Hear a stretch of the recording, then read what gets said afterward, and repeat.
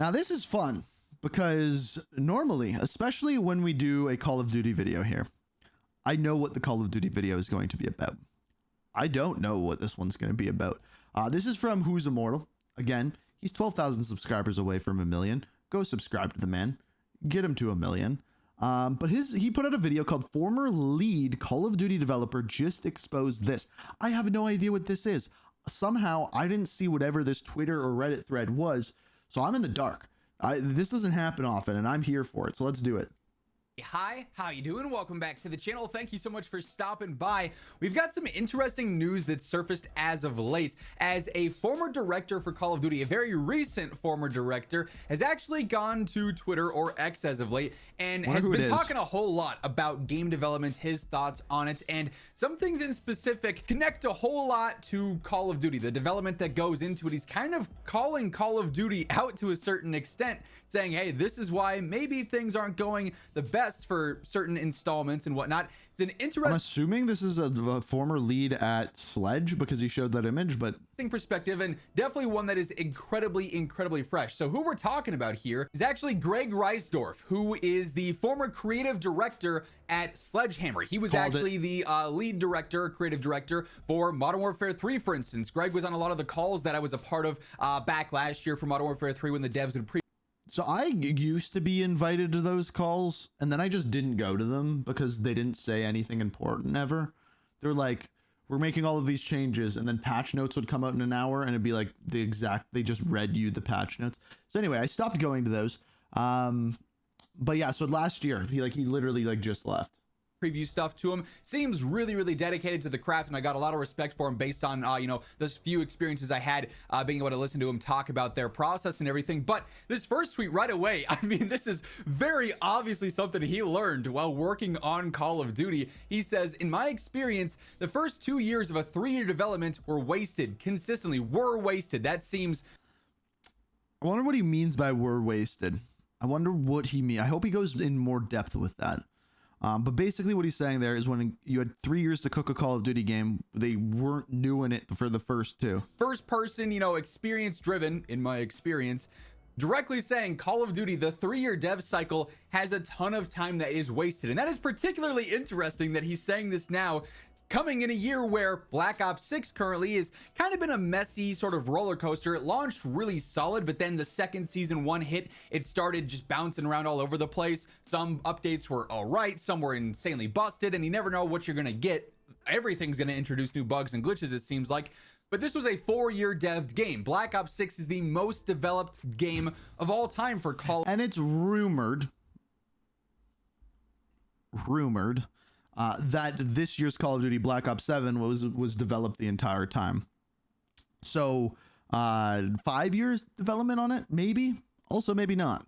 Call of Duty, and saying a 3-year dev cycle has enough wasted time, it makes you wonder what exactly is going on with the 4-year dev cycle. And I almost partially wonder because, again, this is with his experience in Modern Warfare 3 being the most recent one here, maybe a very telling perspective, because as we've also heard, Modern Warfare 3 had roughly 16 months of development, as opposed to Modern Warfare 2022, a 3-year title, Black Ops 6, a 4-year title for development, so less than half the time to make Modern Warfare 3, and yet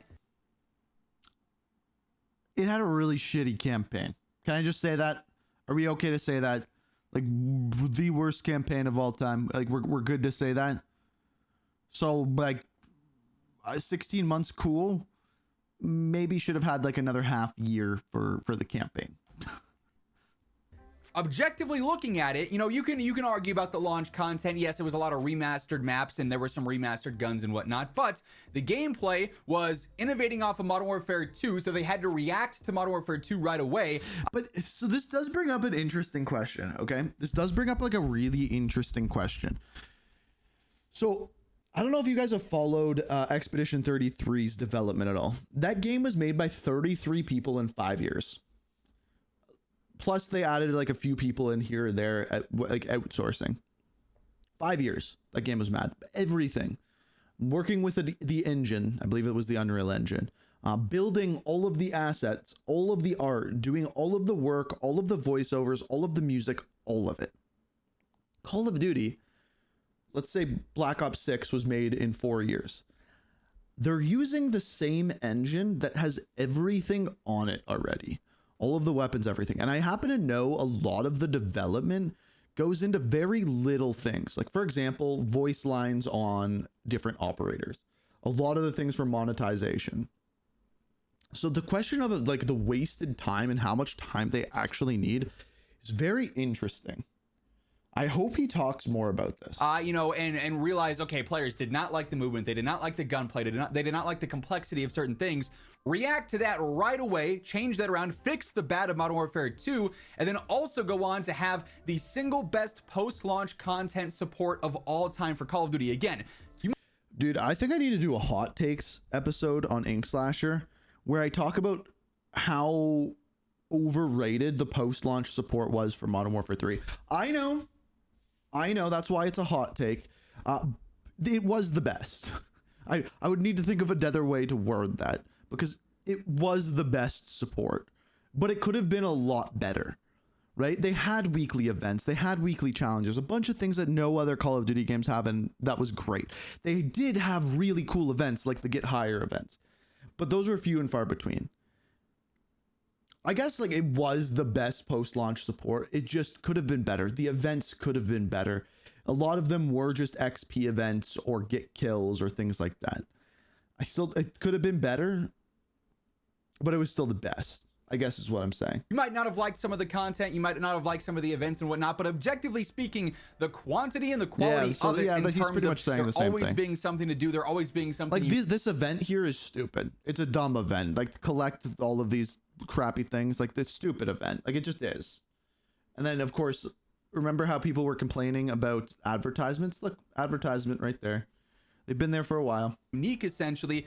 Sledgehammer knocked it out of the park with the least amount of time to prep for this. So you maybe wonder if something there shifted when they had way less time. It was a lot more urgency across the board. You didn't have time to waste, otherwise you weren't going to get the game out. So this is very telling. And there also is some expansion in the replies here as well. Unfortunately, we don't get a response from Tom Henderson, although I do hope Greg sees that and maybe goes on Tom's podcast, talks a little bit more in depth about it, because I think that insight's always cool, especially for players. Getting that look that you typically don't is cool. But Greg gets asked, I feel like ideas are just thrown around, and then the last year the team really locks in and makes stuff, right? And Greg says, absolutely. So it's a lot of, oh, what if we did this? But what if we did so this? I know like a lot of the early development, especially on Modern Warfare games, is revamping the engine. So I think, I could be wrong about this. Don't quote me. I think the first year of development on Black Ops 6 was just Omni movement. Was trying to figure out how that worked, how it could work in maps, things like that. I feel like I remember them saying something like that, but I could totally just be making that up.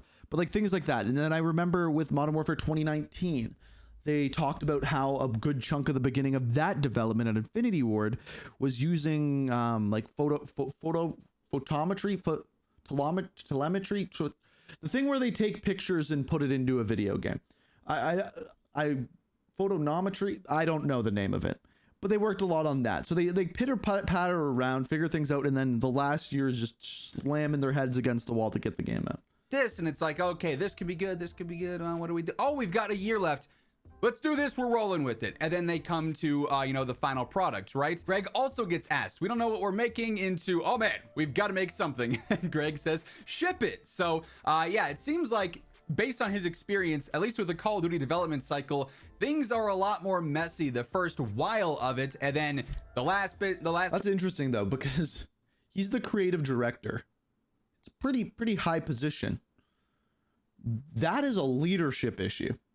If you're taking that long to get your game show on the road, that's your fault, Greg. That is your fault, Greg.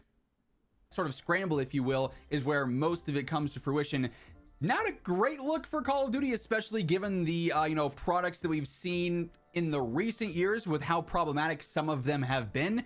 It's kind of telling. I mean, it's very telling, actually. But that's not the only tweet that Greg's posted recently. He's been talking about game dev a lot as of late, but this one really kind of caught me by surprise. Again, especially considering the context here of what we're...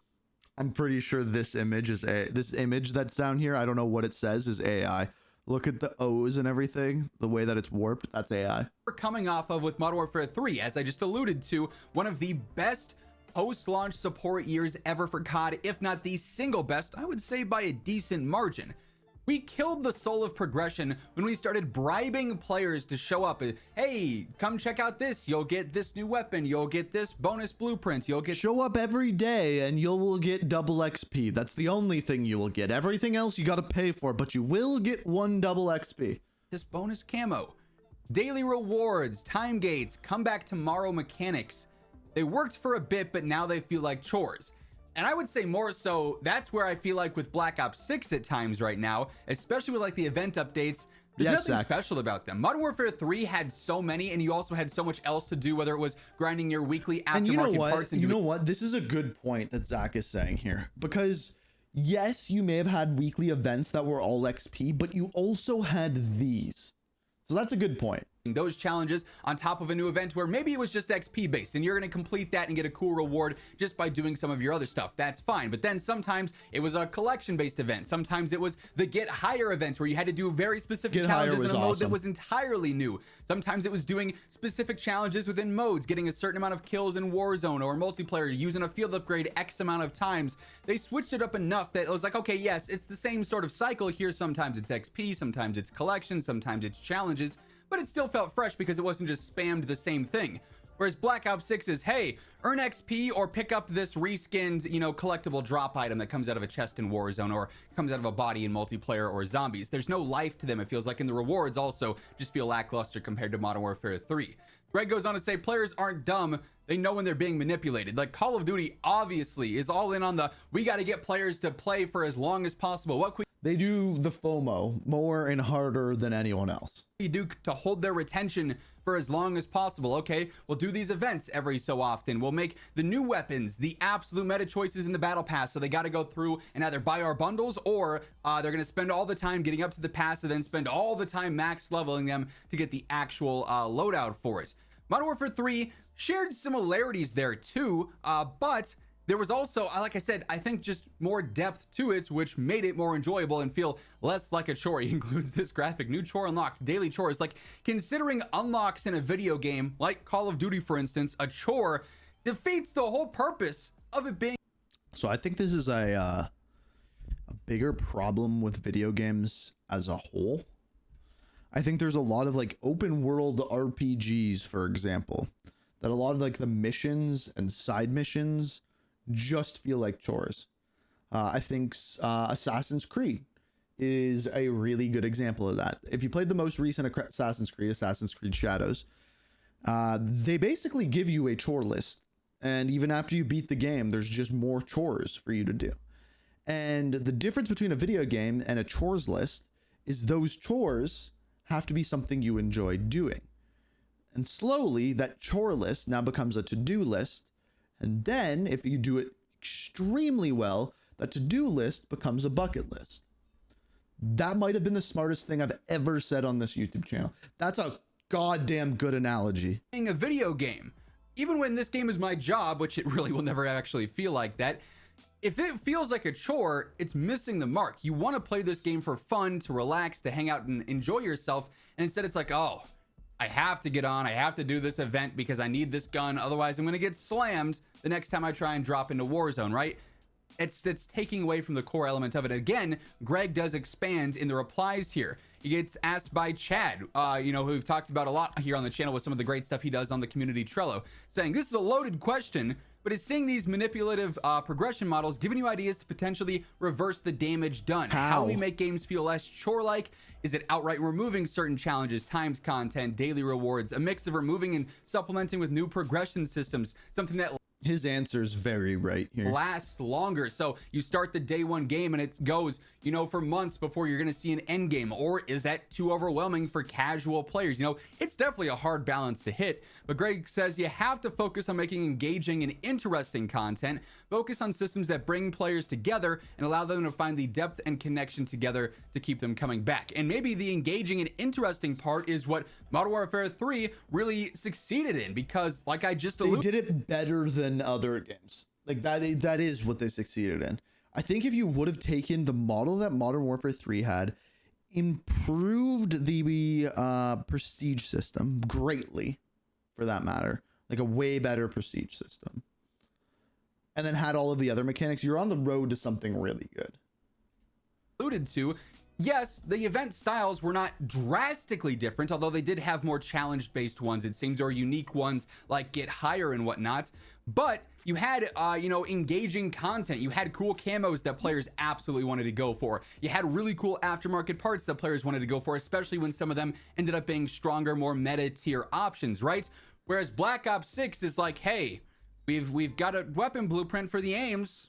Go get that. Oh, also next week, there's going to be a different blueprint for the aims. Woohoo. Yeah. It's an interesting perspective to see someone who is very fresh out of the Call of Duty development. So I think people hate when I say this. I think they need more RNG driven events. I think they need to have it feel a little bit more like a looter, right? Where like the one event we've had like that was the vaults in the Return to Verdansk event, where you had to get that one skin, you had to open like 1,000 vaults and for a chance to get it. I think they need to do stuff like that. I do. I think they need to have more difficult challenges, Easter eggs that are hard to complete. Easter eggs that are hard to complete, and when you do them, it only gives you a certain % chance of getting said item. I truly believe that, and you got to be careful with that, because again, if you do that in the wrong way and it's not fun and exciting, it just feels like a chore. So you got to be really careful with this stuff, right? It's a tight rope to walk. And who had a huge impact on Modern Warfare 3, saying that, hey, the development cycle in a 3-year game dev is kind of a joke because of how much time is wasted. And then 2, you can't keep making your games feel like chores because players are not going to want to come back. Basically calling out Call of Duty on 2 of their largest things going on right now, the development and all the questioning. Okay, I need to say this. Zach clearly has a camera right behind a window. You can see it in his glasses. I needed to point that out. Their largest things going on right now, the development and all the questioning behind that, and then what keeps the game feeling fresh over time and not just the first 2-month boom you see every single fall and winter when a new COD drops, where Call of Duty makes, billions and billions of dollars, right? So really cool to see more transparency here. Obviously, I follow Greg, so if he talks more about this stuff, gives us more insight, or potentially throw some shots at Call of Duty's way, it's always interesting to see what game devs have to say when they are a bit more transparent here. So I'll be sure to keep you guys up to date alongside everything else going on in Call of Duty. So if you want to stay in the know, feel free to hit that subscribe button, turn on those post notifications, and if you enjoyed this video, a like rating on your way out would be seriously appreciated as well. But once again, thank you so much for tuning in. So yeah, that doesn't really surprise me. You always assume, oh, a 4-year development cycle. Oh, they were grinding this game out for 4 years. Nope. Just not so much. I think the first year is mostly writing, ideation, that kind of thing. Maybe you have a team working on concepts for art, for map design, for weapon design, that kind of thing. And then maybe second year, things start to get put together. And then once things start to get put together, then it's just like mad dash to finish the game. But I don't know. Maybe I'm wrong. I would love for them to like actually talk more about that, but they're not going to, because everything needs to be secretive at Call of Duty.